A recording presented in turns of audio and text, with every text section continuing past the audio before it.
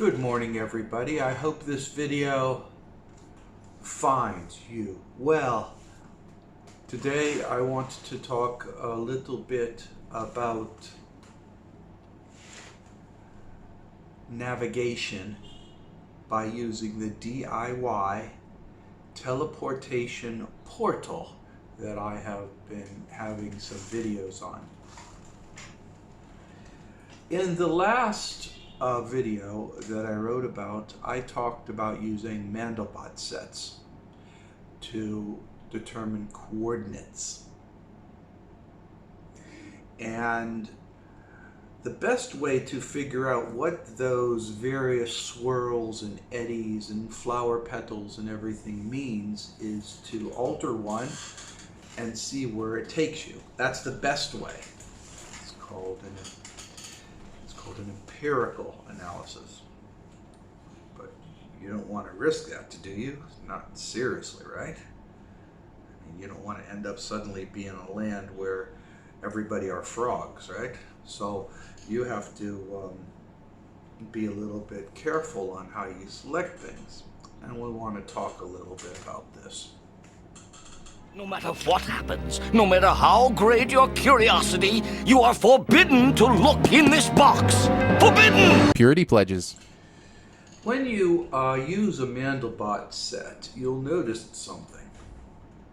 That if you zoom in to a mandelbot set, you pick an attribute and you zoom in, suddenly the mandelbot set will appear to be duplicated.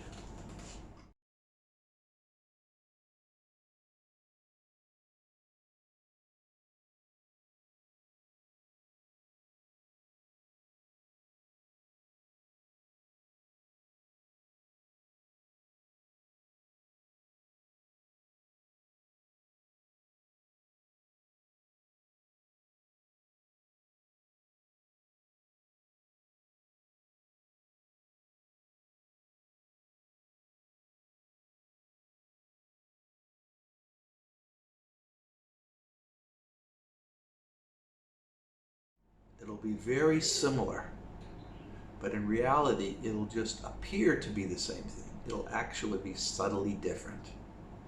And then you zoom in even further, and again, it's subtly different. And then you zoom in, and again, it's subtly different. So let's talk.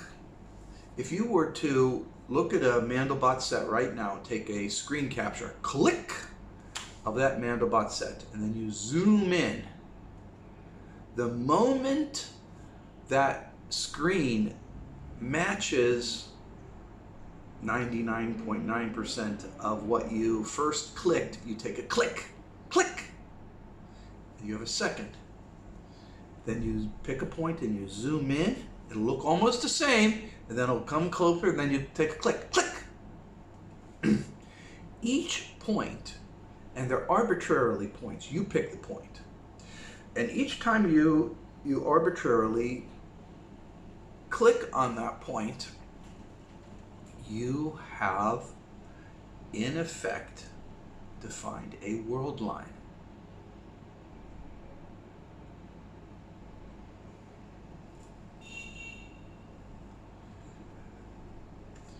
Of the attribute that you click upon. So let's suppose that you are going to bore down on a petal or a flower curving thing. You pick something, a feature, you go down.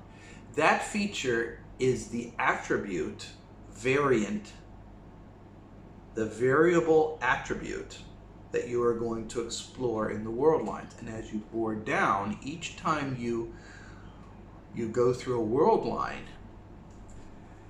you are moving further and further and further away from what you currently see. Robert Heinlein talked about this as the world without an eye. You go one level down and the world is identical to what you have right now, except there's no letter I. Okay? As you go down 10 iterations, you go down 200 iterations, it starts becoming more and more off because you are jumping the world line variance track, the world line variance vector. All right? I do not advise changing more than one variable at a time, but some people want to change 3 or 4 variables at a time.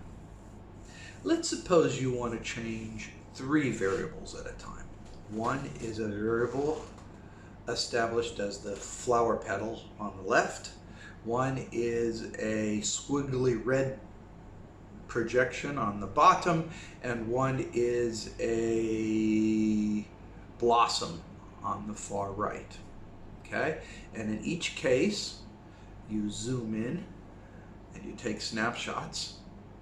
Let's suppose you take snapshots going down 400 individual snapshots. You do one for the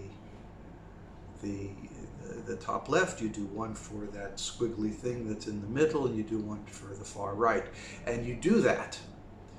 Now, you then take that information of those, say, 400 world line travels, and then you average them together using a, you merge them together, okay? Using best fit software. The result will be a mandelbot picture that describes the 3 variances moved at a 400 world line difference. I hope you're following me on this, guys. Then you take that mandelbot, you deconstruct it into coordinates, then you compare your current coordinate set with your destination coordinate set, and you highlight the differences. You can highlight them in red if you want to, you just use a software algorithm. And you will see blocks of red. You'll see blocks of red. At that point, you will know those blocks of red represents differences. And if you study the differences, you will see how severe the differences will be different. You'll see how different they will be. Okay? You might want to go in and manually edit them so that it's not as different. Or you may want to make them even more different. And that will give you a world line destination data plot matrix set that you can input into the DIY teleporter to take you to another dimension. That's how you do it. That's how you use the mandelbot set to determine egress coordinates. Now, I can hear you arguing to me. Why 400? Why not just 2 world line differences? So fine, you can do that. And you probably won't notice any difference at all. Really. There will be differences, you probably won't notice them. You'd be surprised how rugged this system is in certain aspects. To be really violently different, you might have to travel something like 200,000 different world lines in one direction to really start seeing something. But it all depends on the attribute that you select. Okay? Fair enough? So there you have it. Now, I'm sure you've got some other questions. You'll say, what does this petal represent? What does this squirrely thing represent on the mandelbot set? What does this series of dots represent on the mandelbot set?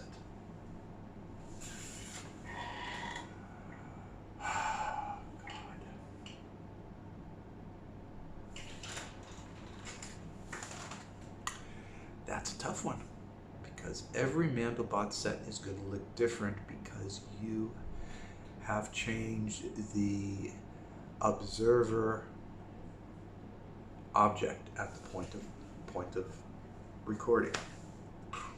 Your own presence changes it, and you have to figure that out. I always am a big believer for trial and error, except when it means that I may turn up to be a inside-out person dying on some kind of weird planet where everybody's frogs. So it's not advisable. But there are things you can do. In general, the mandelbot set is a weird-ass pictorial representation of the physical manifestation of the various energy levels that are present at the portal at a snapshot of time. Thus, the most evident object on that mandelbot set picture image are the most prominent items that are in that area. Most prominent elements. What do you think are the most prominent elements? Items with the greatest mass, for one. Items that are most electromagnetically active, for another. Items that have most biological element activity, that's another one. You can determine or separate those with biological activity with those from the surroundings by using the earlier algorithm that I told you before, where you separate the gravitational influences of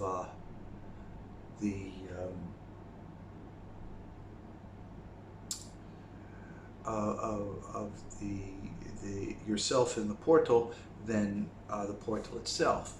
By doing mandelbot sets on both of those, you will notice some predominant features. Those will be the ones that are associated with yourself, which would be associated with biological.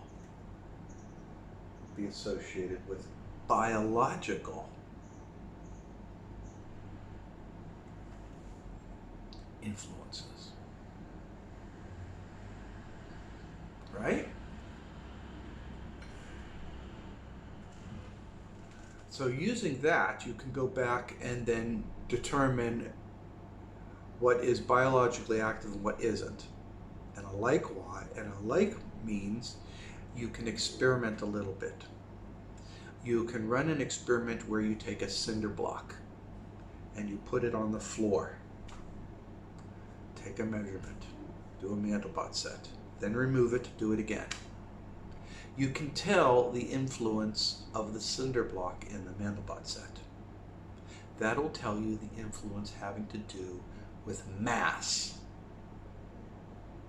Then you can take a radio, put it down, turn it on, have it broadcasting or whatever, do a mandelbot set. Do a reading, do a mandelbot set.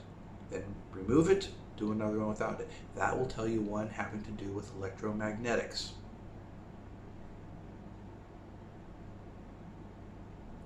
Then you can do one where you have, say, a plant, and you set a plant there. You do it over for various items.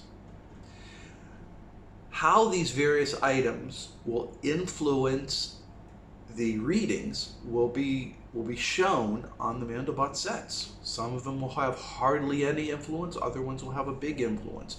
And from that, you can get a gauge, if not a direct gauge, but a gauge to what elements on the mandelbot pictorial represents what.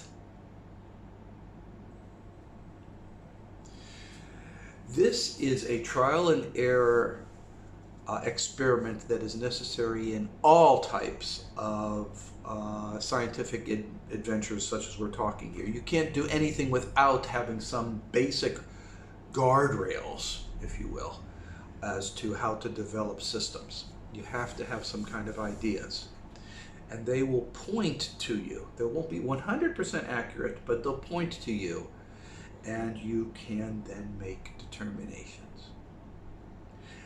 If you do enough of them, and I'm not talking an infinite number, I'm talking maybe 25 to 35 different elements located in different areas, taking readings and comparing the two with the geomagnetic sensors, comparing them using mandelbot sets. You have to do the mandelbot sets at the same time, meaning you're reading at the same thing. You're not changing accidentally. You accidentally bumped into a sensor and then you set it back up because it's not going to be the same anymore. You're going to have to redo everything. You've got to make sure they're going to be the exact goddamn place. If they're messed up, you start all over again, guys. Sorry. So you do that, and it will tell you. And then using that information, you will know which elements you can change. That's probably safe, and which elements that you shouldn't touch, which is probably dangerous. And then when you start running your experiments, only go a few world lines down in the safe. You'll walk into the portal, and you'll get out. And it will be very similar, but you'll notice there will be some differences. At that point in time, I say you shut everything down because the portal will still be there. You're not going a million world lines down the road. You're only going a couple hundred. So the portal will still be there. You'll still be married to your wife or your husband, your girlfriend, or whatever it is, and you just go on over there and drive around and get yourself something to eat, and you'll notice some differences. And that's how it works. I'll talk more about this in greater detail in the future, but this gives you the general overview of how you establish destination coordinates from the data that you have acquired. Okay? I hope this is helpful to you. I'm sure it opens up some questions. Please put them over in the comments section. I'll try to help you guys out with them, okay? If you think I'm full of bullshit, not full of bullshit, but if you think that it's not clear enough, or for you to understand, please tell me. I'll try to clarify it a little bit more. This is really important. You don't want to fuck up your destination coordinates. It's really not a good thing, okay? So I'll leave this at that. And every day and every way, please be the best you can possibly be. I hope this information helps you in some way. Even if you're not interested in DIY, at least you understand empirical analysis of mandelbot sets to determine world line egress coordinates. Take care, everybody. Remember, I believe.